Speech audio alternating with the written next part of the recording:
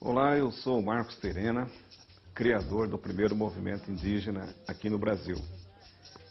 Eu nasci numa pequena reserva do meu povo, em pleno Pantanal do Mato Grosso do Sul, chamado Posto Indígena de Toné. E estou aqui para apresentar uma série de 3 programas a respeito de Cândido Mariano da Silva Rondon, o nosso Marechal Rondon.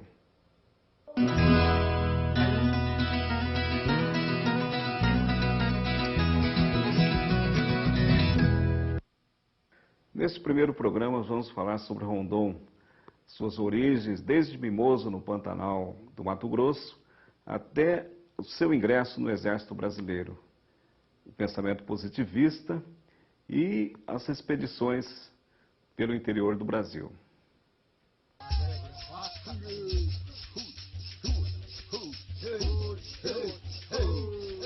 Um dos homens mais extraordinários que o Brasil já produziu, nasceu no coração do país, na localidade de Mimoso, no Pantanal Norte Mato-Grossense, em maio de 1865. Cândido Mariano da Silva Rondon, o Marechal Rondon. Cândido Mariano da Silva Rondon, brasileiro, único. Certamente nenhum brasileiro tenha feito tanto pelo Brasil quanto o Marechal Rondon. É também um dos vultos contemporâneos de nossa história mais lembrados e discutidos através de livros, teses acadêmicas e trabalhos audiovisuais. Apesar disso, Rondon permanece pouco conhecido pelas novas gerações de brasileiros. Com 93 anos de idade, Rondon morreu no Rio de Janeiro em 1958. Deixando uma obra monumental em várias áreas fundamentais para a formação da nação brasileira. Ele morreu de mão na minha mão. Eu senti as veias do Rondon velho pulsarem e enfraquecerem na minha mão, mão na mão. E ele morreu dizendo as diretivas positivistas: os vivos são cada vez mais dirigidos pelos mortos. Ele morreu dizendo as diretivas do catecismo positivista. O túmulo dele está lá com a máxima sagrada do positivismo. O amor por princípio, a ordem por base, o progresso por fim.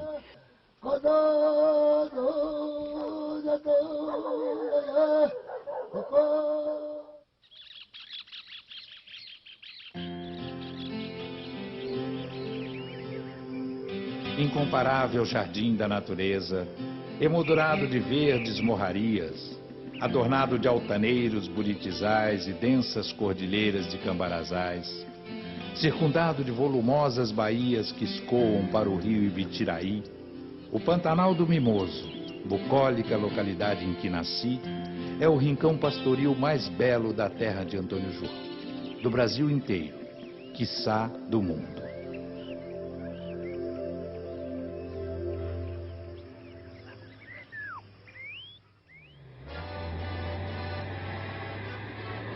Nossa jornada se inicia exatamente na terra natal de Rondon, em Mimoso, onde fomos recebidos pelo casal Carlos Reiners e Nercina Silva, professores responsáveis pela Escola Santa Claudina, construída pelo Marechal em 1948. Quantas visitas ele fez aqui, depois que inaugurou a escola? Ele nunca deixava de vir aqui, né? E o nome da escola é Claudina, em homenagem à mãe dele. Rondon, ele morou aqui até quando tinha 7 anos de idade. Onde a escola, onde construiu a escola, era a casa do pai dele, onde ele nasceu, né? O povo daqui. Nossos anfitriões nos levaram a um casal de descendentes de Rondon que ainda vivem em Mimoso. Minha mãe, que era... não sei se era sobrinha também. Da mãe do Cândido Mariano. Era sobrinha. É, sobrinha. Meu avô chamava João Mariano. Era irmão do Cândido Mariano velho, pai do Cândido Mariano Mais novo. mais novo.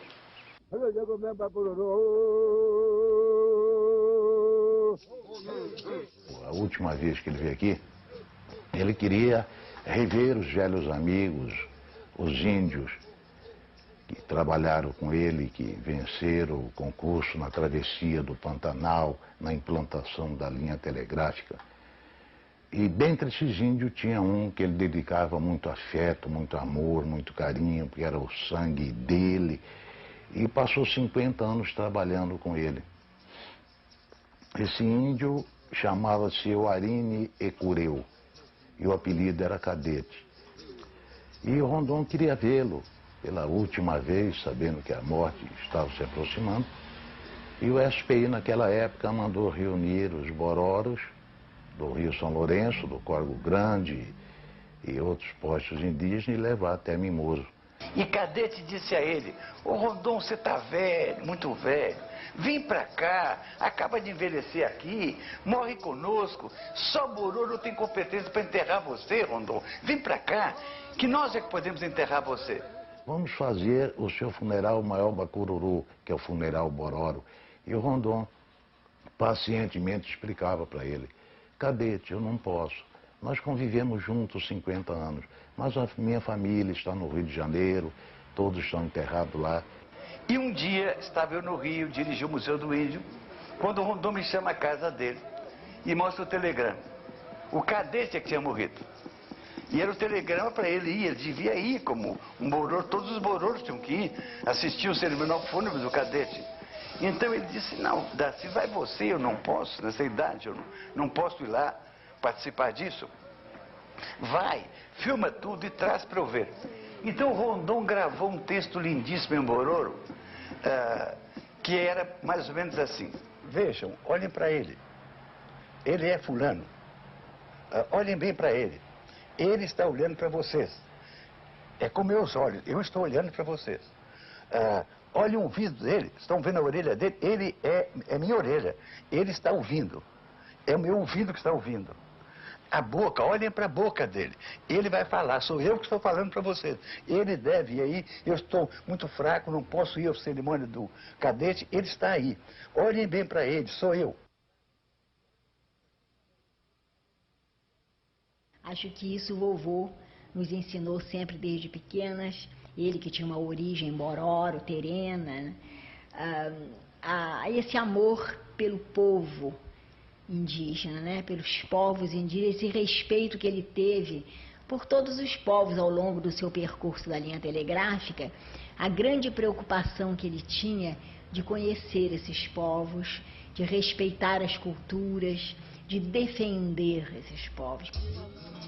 Desde cedo, Rondon procurava superar os desafios que se apresentavam em sua vida. Menino pobre, saído do Pantanal mato-grossense, criado pelo tio, foi aos 8 anos estudar em Cuiabá e de lá, com obstinação, conseguiu ser admitido na Escola Militar do Rio de Janeiro. Marechal Rondon, ele foi um soldado a vida inteira, mas cumprindo a missão de soldado e mercê das qualidades, mercê da sua personalidade muito singular, ele passou além da tarefa militar, das missões que lhe eram impostas pelos regulamentos militares, pelas ordens militares, e se transformou num dos brasileiros mais ilustres do século passado. Ele era um sujeito profundamente legalista, tinha um respeito quase religioso pela lei e pelas instituições nacionais. E Rondon era um positivista ortodoxo, porque era membro aqui da igreja. Positivista ortodoxo era aquele que aceitava em sua totalidade a doutrina de Augusto Comte. Ele foi iniciado no positivismo por Benjamin Constant Botelho de Magalhães, fundador da República Brasileira, nos tempos em que Rondon foi aluno de Benjamin Constant na escola militar. Apesar de nunca ter feito conferência aqui, ele não deixava de assistir. Ele sempre assistia as conferências. Ele vinha, sentava mais para o fundo da nave da igreja, modestamente, aqui do lado da direita. E era um membro da igreja que assíduo à frequência da igreja. Rondon, estudioso e esforçado, elegeu como ídolos e modelos a serem seguidos alguns vultos da nossa história. Entre eles, Marechal Floriano, José Bonifácio, Benjamin Constant e Gomes Carneiro. Este último nomeia Rondon, ainda como alferes aluno, seu ajudante na comissão das linhas telegráficas em 1889. Em 1890, Rondon, com apenas 25 anos, já é segundo-tenente, com o título de engenheiro militar e o diploma de bacharel em matemática e ciências físicas e naturais. Cheguei em Mato Grosso em 1890, logo depois da proclamação da República, e vem construir as linhas telegráficas de Cuiabá ao Araguaia. Esse é o primeiro trabalho dele em Mato Grosso. Ele chega aqui em 1890 como ajudante do general Gomes Carneiro, né? E nessa primeira fase, essa primeira linha, ela vai ligar Cuiabá ao Rio de Janeiro através de Goiás. Essa linha tem cerca de 500 quilômetros, né? Isso aqui é feito em um ano. E durante 8 anos ele vai ser encarregado pelo governo federal de reconstruir essas linhas e construir uma estrada que ligasse Mato Grosso a Goiás e de Goiás ao Rio de Janeiro. Em 1900 ele é chamado ao Rio de Janeiro e é contratado para fazer aquilo que parecia impossível, que é a construção das linhas telegráficas de Cuiabá até a fronteira do Brasil com o Paraguai e com a Bolívia. Várias tentativas já tinham sido feitas no sentido de construir essa linha e todas tinham fracassado. Em 1906 ele conclui esse trabalho e em 1907 ele é convidado para a construção das linhas telegráficas do Mato Grosso ao Amazonas. Em 8 anos, entre 1907 e 1915, Rondon inaugurou 25 estações telegráficas e construiu 2.268 quilômetros de linhas, das quais 1.500 em terras desconhecidas. Catalogou cerca de 24 mil exemplares de botânica, zoologia, mineralogia e geologia. Determinou mais de 200 coordenadas geográficas e travou contato com 65 tribos indígenas. Este contato com os povos indígenas faz com que Rondon crie os alicerces necessários para a implantação de uma política indigenista oficial. O progresso deveria respeitar os povos indígenas e seu habitat natural, com seus costumes e tradições. Rondon passa então a ser o mais árduo defensor dos direitos dos povos indígenas. Rondon tinha consciência da importância de sua obra para a posteridade. Nesse sentido, ele se preocupou em registrar de todas as maneiras possíveis e impossíveis o resultado de suas expedições. Ele sempre se fez acompanhar de fotógrafos e cinegrafistas que deixaram um acervo monumental e avançado para a época. O Major Tomás Reis, componente da equipe de Rondon, foi na verdade um cineasta pioneiro, incumbido que foi de registrar para o cinema as expedições do Marechal, com equipamentos de última geração adquiridos na Europa. Os filmes da Comissão Rondon chegaram mesmo a ser exibidos nas salas de cinema com grande sucesso comercial, que contribuiu para arrecadar fundos para novas expedições. Ele foi capaz de perceber que a fotografia e o cinema dariam visibilidade à sua obra. Essa visão mercadológica de Rondon fez com que seu trabalho corresse mundo, o que levou o ex-presidente americano e naturalista Theodore Roosevelt a procurá-lo para realizar uma expedição que ficou conhecida como Expedição Roosevelt-Rondon.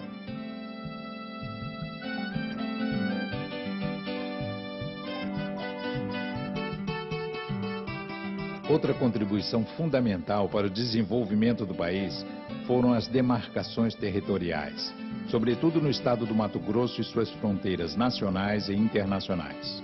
Os levantamentos cartográficos realizados por Rondon permanecem atuais até hoje. Ele fez um trabalho completo que hoje só via satélite para fazer. Completamente diferente. Veja bem que há poucos dias tiveram aqui comigo o pessoal do projeto Radan. E vieram conferir este mapa com o projeto Rondon. Eles pediram que colocaram o mapa na prancheta e pediu que ele determinasse um ponto no mapa do Rondon, qualquer um ponto que eu escolhesse para conferir no mapa do Radan. Então eu falei, bom, vamos pegar este ponto aqui, a barra do Juruena com o rio Telespires, que divide Amazonas, Pará e Mato Grosso. Então eles projetaram lá e nós conseguimos, nas escalas, mapear. A diferença que deu da confluência destes dois mananciais para o radar foi simplesmente de 7 metros.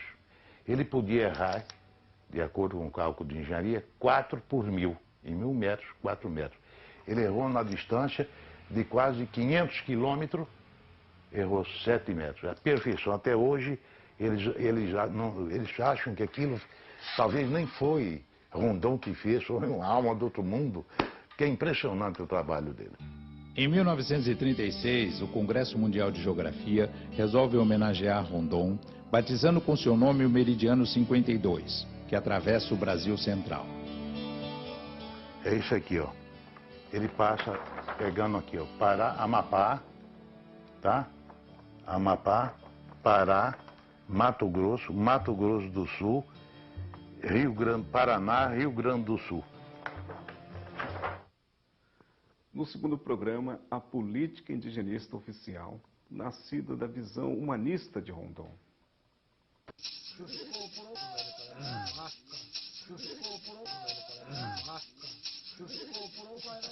Em 1910, o governo brasileiro assume publicamente a defesa dos direitos indígenas com a criação do SPI, Serviço de Proteção ao Índio.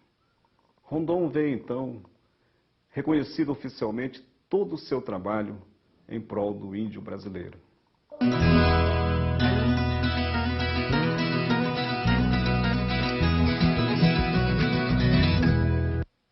Nós, os chamados líderes indígenas desse Brasil do século XXI, nós temos que reconhecer o trabalho de Rondon, porque foi um trabalho realizado a partir de um pensamento positivista, que depois se transformou em humanista e que gerou a defesa dos direitos indígenas, povos que não eram reconhecidos, mas também povos que tinham direito à vida. E Rondon, quando ele leva o chamado progresso, ele se depara com uma civilização intacta da chamada modernidade.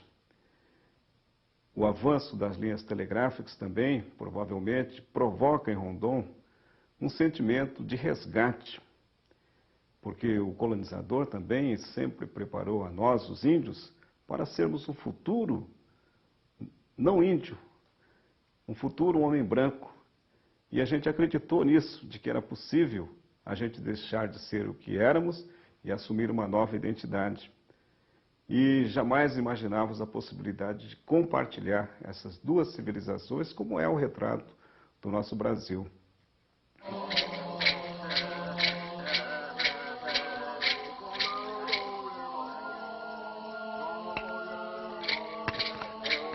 Em suas inúmeras incursões pelo Brasil Central e pela Amazônia, Rondon travou contato com várias tribos indígenas. Porém, estabeleceu uma relação especial com os Bororo, seus antepassados, e com os Pareci, que trabalharam com ele na implantação e manutenção das linhas telegráficas. Eu me pergunto na minha tese por que será que Rondon teve tanto sucesso no trabalho com os índios Pareci, mais do que com os outros índios. Na perspectiva dos índios, Rondon foi compreendido como um herói mítico. Rondon foi incorporado na cultura dos Pareci. Eu faço essa analogia com o mito de origem dos Pareci. Eles surgem num lugar chamado Ponte de Pedra, que onde depois foi uma estação telegráfica. Então eles saem das pedras através de um grupo de irmãos. E havia um irmão mais velho, o Azarem, que era o irmão que determinava onde é que o povo Pareci deveria morar. E o Marechal Rondon chega num momento em que os índios vivenciam um caos pela invasão dos seringais, e ele, como herói mítico, também passa a determinar onde é que as pessoas iam morar e redistribuiu o território como fazia o herói mítico. Então ele se estabeleceu como uma espécie de uma chefia Pareci e passa então a proteger os índios. Em Cuiabá, nossa equipe conheceu Simval da Silva Zuazocoeiro, mestiço de uma índia Pareci com um telegrafista de Rondon. Ele nos levou até a estação Pareci, na região central de Mato Grosso, onde nasceu e viveu com um dos muitos grupos de Pareci espalhados pelo estado. Aqui, né, você vê a demarcação de Rondon, que é das 3.680 hectares, aquela parte ali, né? Toda aquela parte daí para cá, né? Cruz e vai direto para cá, para o sentido leste. Lá ela faz o ângulo, né? Sentido norte. E você vê que foi tudo invadido por fazendeiros, né? Ficamos com desses 3.680 hectares, temos 360 hectares só. Aí você vê que é onde que colocaram a placa. A placa, você vê que colocaram na BR, né? A divisa, que como se a BR que fosse a divisa dos índios, e não é. A demarcação é lá atrás, onde eu mostrei para vocês anteriormente.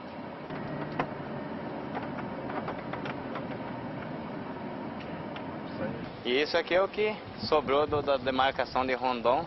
A única coisa que restou foi esse aqui. Estamos chegando na casa do meu primo, que agora é ele quem reside aqui, né? O Valmir Zoromará, filho de João Zoromará, que trabalhou como telegrafista de Rondon. Meu pai era guarda-fio. Nós somos em 40 pessoas. Nós somos em 40. Não que reside aqui dentro da área, né? A maioria está para a cidade. Quando começaram a abrir para cá, eles foram saindo. E nós sentimos muito ameaçados, né, pelos fazendeiros. Os fazendeiros ameaçavam muito nós. Próximo ali, ó, aquele casarão lá caído ali, ó. Aquilo ali é o Correio de Marechal Rondon. Vocês estão vendo. Hoje vocês estão vendo lá pessoalmente lá. Está destruído, acabado. E era uma coisa que nós queríamos que aquilo ali ficasse levantado para um histórico. Foi erguida em 1905 por Marechal Rondon. Das inúmeras estações telegráficas construídas por Rondon no Mato Grosso, surgiam povoados e se transformavam em centros de comunicação e desenvolvimento regional. Alguns dos postos eram operados por índios. Com a decadência dos telégrafos nos anos 40, muitos postos foram abandonados, restando apenas ruínas de seus prédios. Rondon, então, se depara com uma contradição criada pelo homem branco. Tradição ou modernidade?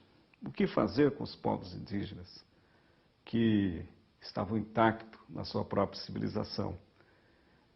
Então, com a criação do Serviço de Proteção ao Índio, em 1910, Rondon também passa a criar uma filosofia humanista que até então ninguém percebia, porque se pensava que o índio não existia mais, do pensamento, de uma filosofia e de um corpo de homens brancos, não indígenas, advogados, médicos, sanitaristas, antropólogos e militares, para cuidar dos índios.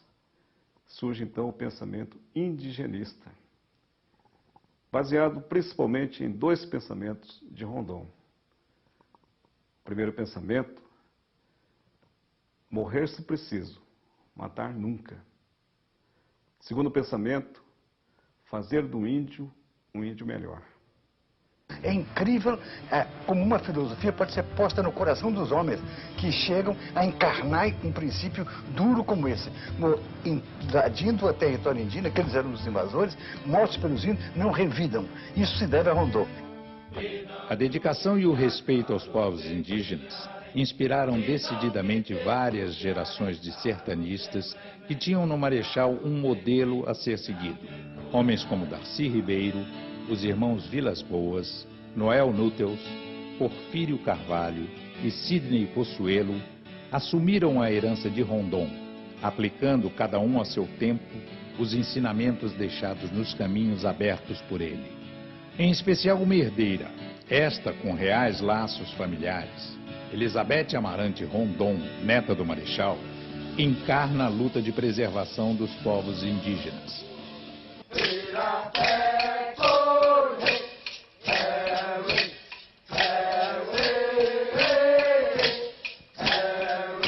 Eu sou Elizabeth Araci Rondon Amarante, sou neta de Rondon, sou filha da Clotilde, casada com o Amarante, irmão do Amarante, que trabalhou tanto também com Rondon em toda essa região, né?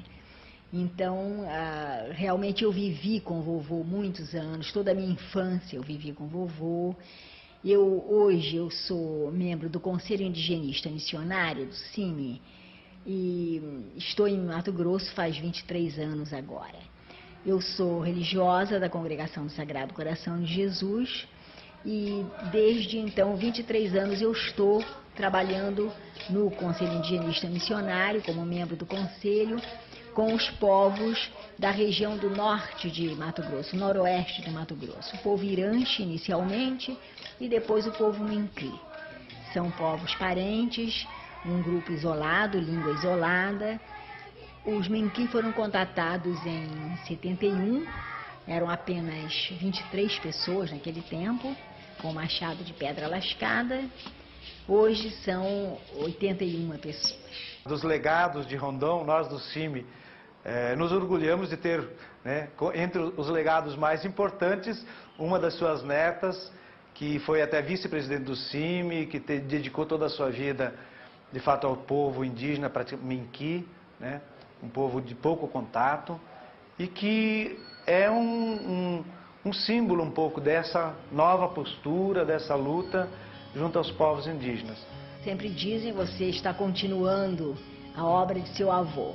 Não estou continuando, mas quem sabe herdei dele, em parte, né, esse amor pelas etnias minoritárias, pelo valor que essas etnias trazem para a nossa sociedade. E quando conheci o Conselho Indigenista Missionário, sim, eu me apaixonei por essa ideia de viver uma vida não só de trabalhar para eles, mas de viver com eles. Acho que isso o vovô nos ensinou sempre desde pequenas, ele que tinha uma origem bororo, terena, esse amor pelo povo indígena, né? Pelos povos indígenas, esse respeito que ele teve por todos os povos ao longo do seu percurso da linha telegráfica, a grande preocupação que ele tinha de conhecer esses povos, de respeitar as culturas, de defender esses povos. O Rondon, ele era uma pessoa que tinha muita visão, né, o relacionamento do Estado com os índios. Ele foi o primeiro, depois de Zé Bonifácio, foi um dos primeiros que disse que é para tratar os índios como se fossem nações aqui dentro, né? Os ensinamentos do Rondon não só atingiram nós também, não. A política rondoniana era aquela do Darcy, era aquela do próprio Noé Núteres. Noé adorava o Marechal, né? E o Darcy respeitava o Marechal, porque era o grande homem do índio naquela época, né? Então, uma coisa fantástica. E nós fazíamos o possível para seguir esses líderes, toda a política rondoniana, né? Herói, nosso grande herói, sem dúvida nenhuma, é Rondon, né, por tudo que ele fez na sua época, né, contra tudo e contra todos, que ele inicia todo o movimento que coloca o governo no seu papel de responsável por esses povos. E dentro dessa filosofia de Rondon, a gente também não pode esquecer dos discípulos de Rondon, seja no Exército Brasileiro, seja na Força Aérea Brasileira, seja na Marinha, porque Rondon nasceu das Forças Armadas, se formou como oficial do Exército Brasileiro, mas também o pensamento de Rondon gera novos sistemas, novos parâmetros de filosofia de vida. O Núteus como médico que acompanhava de perto, convivia com a tuberculose que assediou as comunidades indígenas, que matou muita gente, descobriu, por exemplo, que a gripe, que é tão comum no meio urbano, que muitas vezes não faz mal para quem mora na cidade, mas lá na aldeia a gripe mata. Da mesma forma que os irmãos Vilas Boas, que abandonaram suas vidas em São Paulo, seus familiares, e foram construir uma nova etapa de relacionamento, claro que levando, de alguma maneira, uma nova forma de civilização, mas também aprenderam a respeitar os códigos daquela civilização que estavam lá no interior do Brasil.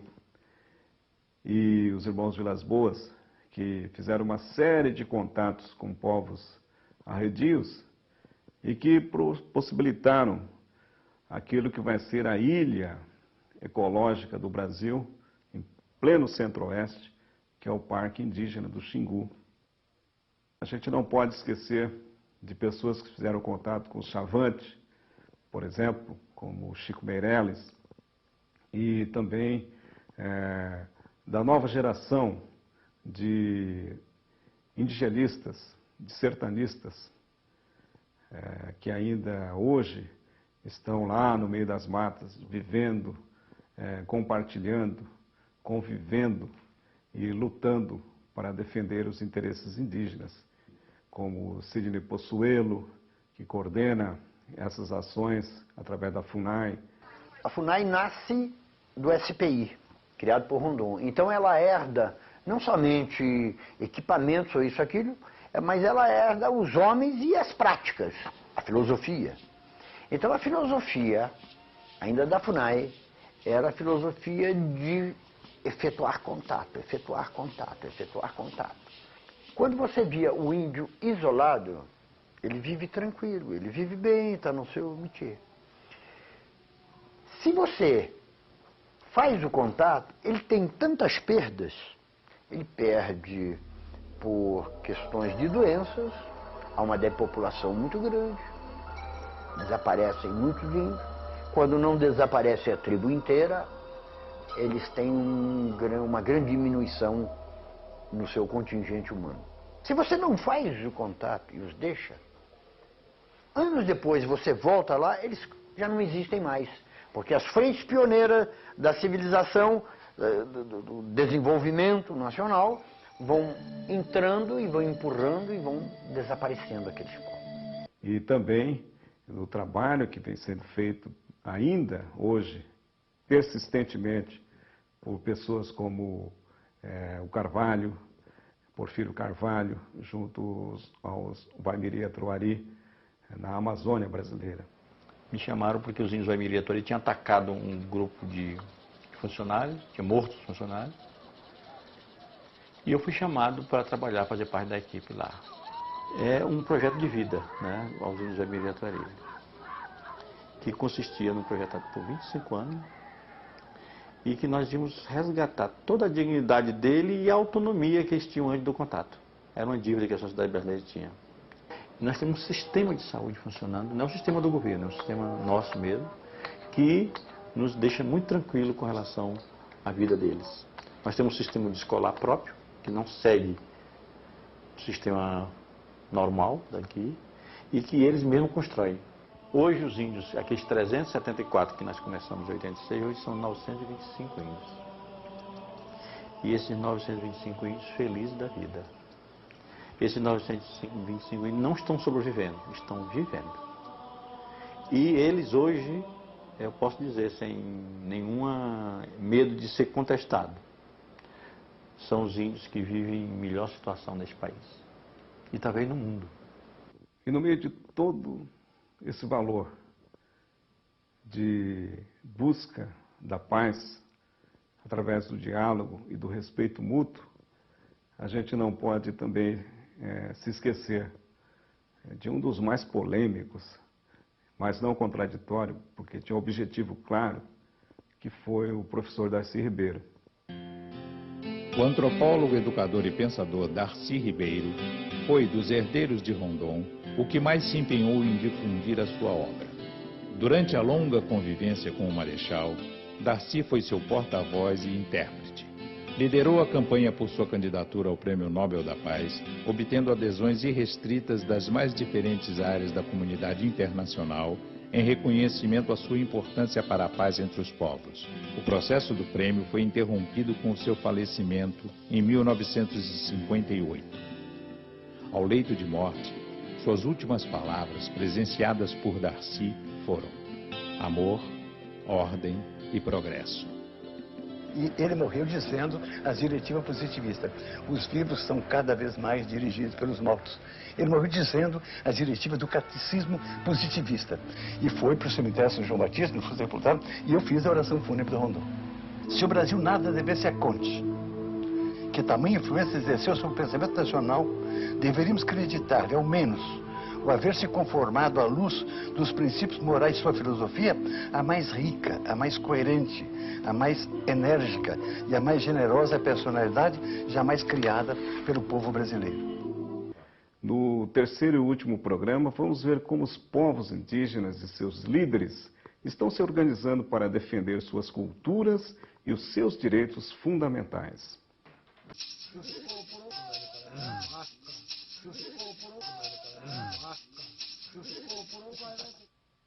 Neste terceiro e último programa, vamos ver aquilo que talvez seja o maior legado de Rondon para os povos indígenas: os próprios índios se organizando na defesa dos seus direitos, como a cultura, o seu território e as suas tradições.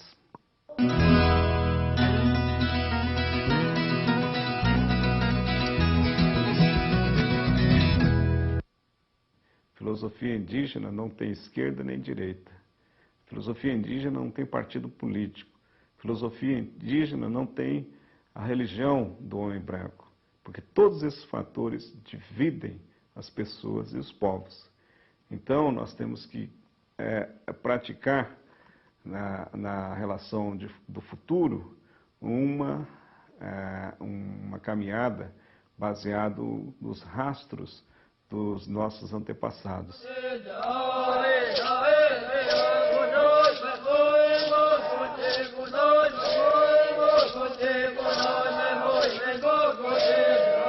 A visão da sociedade brasileira no passado recente era de que os índios iriam desaparecer, né? De que o brasileiro é uma mistura de raças, né? Isso aqui é um pirão étnico, né? E que a tendência era que todas as particularidades culturais desse país, né, se misturassem nesse caldo cultural, né? E a realidade hoje mostra uma coisa muito diferente, né? Os índios estão aí para o futuro do Brasil. Tá? Você tem uma situação hoje, a maior parte das terras indígenas estão demarcadas, né? A população indígena está crescendo, né? E a questão indígena está inscrita no futuro do Brasil.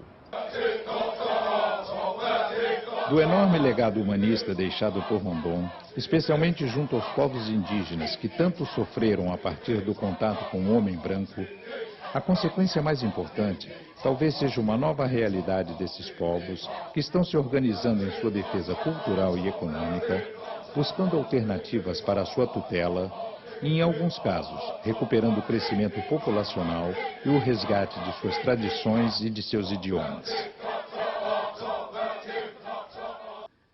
Aprendi com meus pais, com meus avós, principalmente o respeito a dois valores: a criança e aos velhos. E também a respeitar os códigos da natureza, os sinais que a natureza nos traz. E eu jamais pensei de que um dia eu pudesse estar vivendo na grande cidade, né? Mas um dia eu fui levado para estudar. Ingressei na Força Aérea Brasileira, primeiramente como soldado, e depois fui assumindo alguns cargos e até ser aprovado na academia, uma escola de elite da Força Aérea, que é a Academia da Força Aérea, para aprender a pilotar avião. Foi quando então eu descobri quão distante eu estava da minha origem, das minhas tradições, quando eu senti saudade da minha aldeia. Nesse período eu tinha muita vergonha de dizer que era índio, né? E como piloto, aluno de pilotagem da Força Aérea, eu aprendi que todos os valores militares, principalmente de sobrevivência e de guerra na selva, os professores eram os nossos ancestrais indígenas.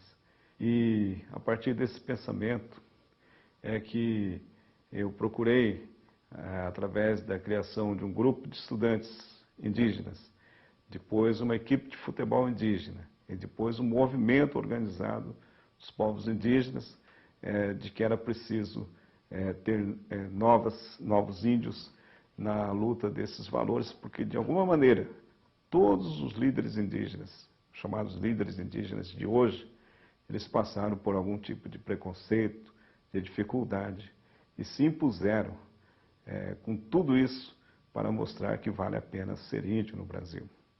Eu sou índio do Brasil e fui incumbido por 92 organizações indígenas dos 5 continentes do mundo para conversar com vocês nessa tarde.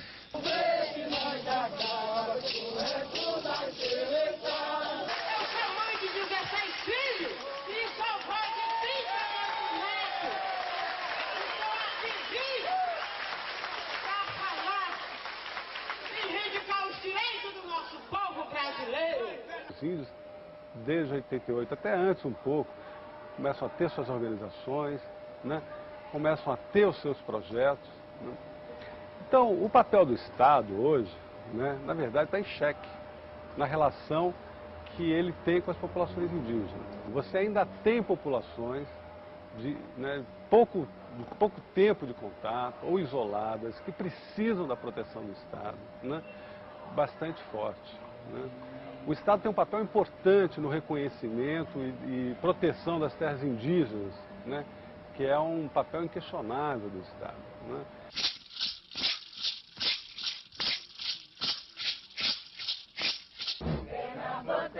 Ailton Krenak nasceu no Vale do Rio Doce, em Minas Gerais. Remanescente de um grupo indígena Kayapó, alfabetizou-se com 18 anos e foi o responsável pela recuperação cultural de seu povo. Participou ativamente da organização dos povos indígenas durante as discussões na Assembleia Constituinte em 1988, através da UNI, União das Nações Indígenas, que resultaram em grandes avanços nos direitos indígenas. Hoje, Ailton está voltado para a preservação cultural dos Krenak e realiza anualmente o Festival de Dança e Cultura Indígena, na Serra do Cipó, em Minas Gerais. Os senhores não poderão ficar omissos, os senhores não terão como ficar alheios a mais essa agressão, movida pelo poder econômico, pela ganância, pela ignorância do que significa ser um povo indígena. A União das Nações Indígenas foi a organização que juntou nossas tribos, 180 tribos, para fazer pressão no governo, para botar na Constituição de 88, né, o capítulo que tem lá sobre os direitos dos índios. Que antigamente, né, na Constituição antiga, não tinha nenhuma referência nem ao nosso território, nem aos nossos direitos. E era um absurdo. E nós fizemos um movimento juntos, várias tribos, no final da década de 80, pressionando o governo para botar na Constituição do Brasil o nosso direito, a garantia dos nossos territórios e a garantia do direito da nossa livre manifestação da nossa cultura. Até essa época, para vocês terem uma ideia, a língua portuguesa era obrigatória nas nossas escolas e era proibido. Não tinha nenhuma literatura, nada produzido nas nossas línguas, era proibido. A partir do pensamento de Rondon, de fazer do índio um índio melhor, surge nos anos 70 diversos líderes indígenas, principalmente na capital do Brasil, que é Brasília. E esse movimento indígena chega em Brasília para buscar os seus direitos, como a demarcação das terras, o direito à educação diferenciada, um tratamento de saúde também diferenciado e também o direito à sobrevivência sob novos parâmetros, como a agricultura, a pecuária. E essa linha de ação do índio brasileiro deixa claro que a política indigenista estava errada e continuava errada, principalmente através do assistencialismo. E os índios não queriam mais apenas sandálias, cobertores, mas queriam direitos coletivos, direito não só para o cacique, mas também para suas comunidades. Quando surge pessoas como Raoni e a figura mais destacada do cacique Mário Chavante, que depois ficou conhecido como Mário Juruna, que aprendeu, por exemplo, a usar um gravador, uma tecnologia do homem branco, para gravar as conversas e também para divulgar essas conversas e muitas vezes cobrar publicamente o não cumprimento dessas promessas. Nós demonstramos e provamos de que nós podíamos nos capacitar segundo os códigos do homem branco e sem deixar a nossa filosofia, a nossa tradição, o nosso costume e a nossa língua. Se integrando, você desaparece enquanto um diferente ou se torna um quase igual aos demais.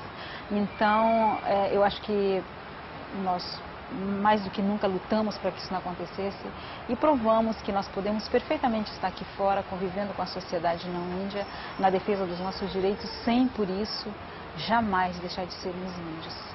Então, a política indigenista, ela tem sido marcada ao longo do tempo, teve essa meta de nos integrar. Com as respostas nossas, através das nossas lutas, das nossas organizações, nós nos organizamos, porque descobrimos que esses espaços, enquanto organizações, eles seriam muito mais eficientes na defesa dos direitos dos povos indígenas. E foram marcados, as nossas lutas foram marcadas por momentos muito importantes no Brasil, por exemplo, com a Constituinte, né, que resultou na Constituição de 1988, onde nós tivemos grandes avanços, principalmente na questão da garantia das nossas terras e no reconhecimento, através do Estado brasileiro, pelo Estado brasileiro, o reconhecimento da diferença, né, reconhecer que nós somos povos diferentes, nós somos culturas diferentes, nem por isso somos povos ou pessoas incapazes.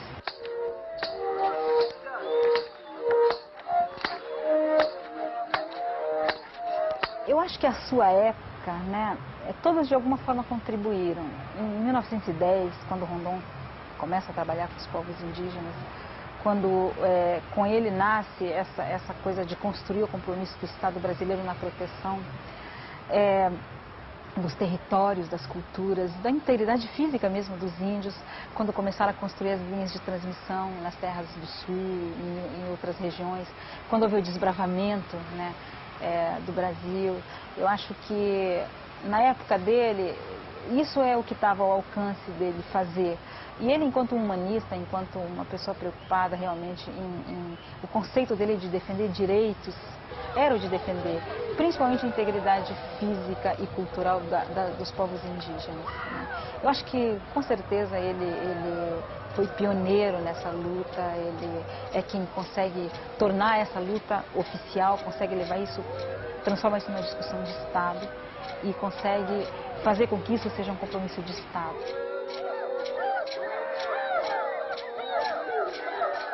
A minha visão sobre a situação dos povos indígenas no Brasil é de que há diversos problemas, os povos indígenas enfrentam dificuldades na parte de educação, saúde, proteção das terras, do meio ambiente e mesmo na parte do desenvolvimento econômico também, que é uma parte bastante importante.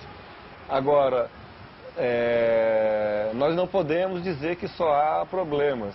Há avanços significativos também, principalmente no que se refere à demarcação das terras indígenas. Hoje já há um total de mais de 500 terras demarcadas, representando aproximadamente 12% do território nacional.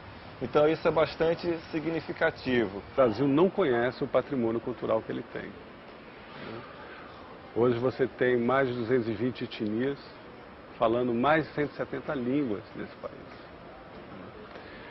São micro-sociedades, mas elas estão aí, né? Estão vivas, né? E a maior parte delas, vamos dizer assim, estão estabilizadas, estão com seus territórios demarcados, né? Conseguiram superar os períodos das epidemias, né? Conseguiram sobreviver, algumas não, mas a maioria conseguiu sobreviver. Nós também queremos continuar vivos, queremos continuar fazendo parte dessa humanidade, né? Nós não queremos desaparecer, porque nós somos filhos daqui dessa terra. Nós amamos, respeitamos essas montanhas, esses vales, esses rios. Eles têm nome próprio para nós, eles têm humor. Nós cantamos no nosso terreiro, nós cantamos o Atu. O Atu Minharé, o Atu Minharé. É um rio que passa lá na nossa aldeia que tem o nome de Uatu. No mapa do Brasil ele tem o nome de Rio Doce. É o mesmo rio com outro nome. Da mesma maneira que nós somos o mesmo povo com outro nome. Antes nós tínhamos outros apelidos. Agora nós estamos anunciando o nosso próprio nome, para as pessoas aprenderem e parar de chamar a gente por apelido. Tini Burum, Burum Rehé, nós somos os Burum. Nós continuamos a história dos nossos ancestrais, né, dos nossos antepassados, dos antigos. Queremos continuar.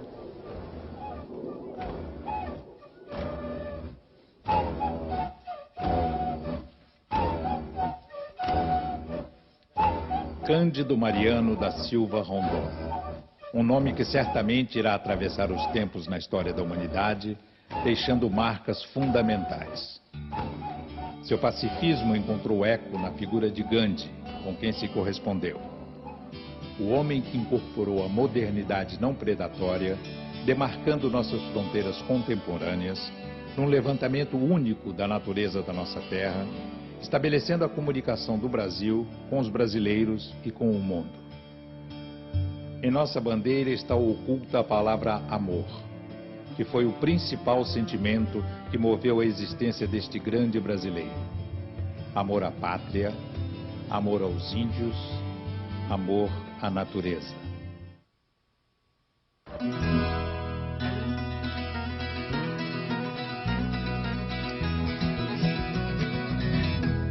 Hello!